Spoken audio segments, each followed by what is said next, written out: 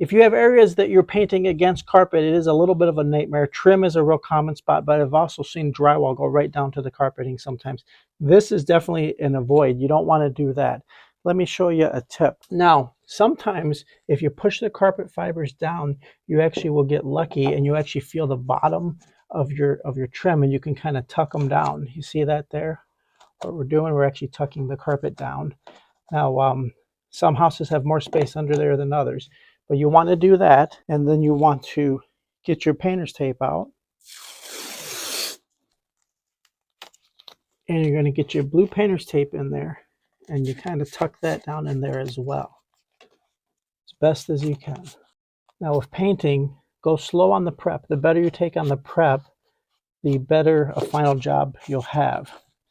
Now, it's up to you whether you try to paint against the other color or you take the time to mask that off as well. Okay, so let's say you masked off your room and you feel your carpet is protected. Now you want to get to the painting. Now, I'll tell you, you don't want to go really, really wet.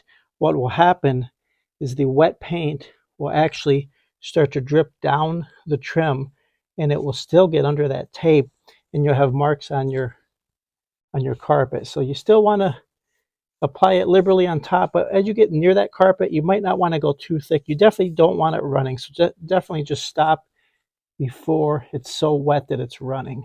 Long, nice strokes. Now, in my experience, you do want to start to peel your painter's tape before the paint is totally dry. Once it's totally dry, sometimes it gets too sticky or tacky. The tape will tear. That's a bit of a nightmare sometimes. So I like to give it a little bit of time, maybe half an hour or so, and then start to peel it. But yeah, I do like to peel it with a wet edge. There, we achieved a pretty good, clean, crisp edge there against carpeting. Now, what if you accidentally do get a little bit of paint on the carpet? Don't worry, you have a few options here. You can run down to your kitchen cabinet and probably find vinegar. A clean sponge or paper towel should do the trick. And you want to kind of blot that out. Now, you could use paint thinner, Goo Gone, things like that, but you wouldn't want it to be color fast. You wouldn't want it to lighten the carpet fibers or take the carpet color away and have a dull spot there. So this vinegar trick seems to be working pretty good. There you go. I think we got it.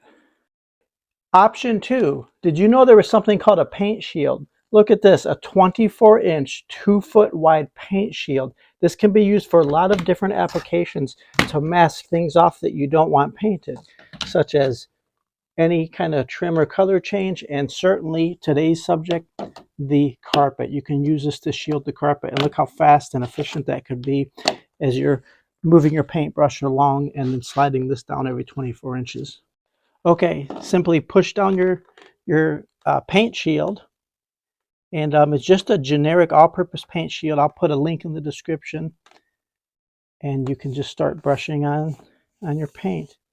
Now, it's up to you whether you take the time to mask the top against the wall or not. If you go real slow and you're actually pretty comfortable with an angled brush, sometimes you can achieve a pretty straight line there.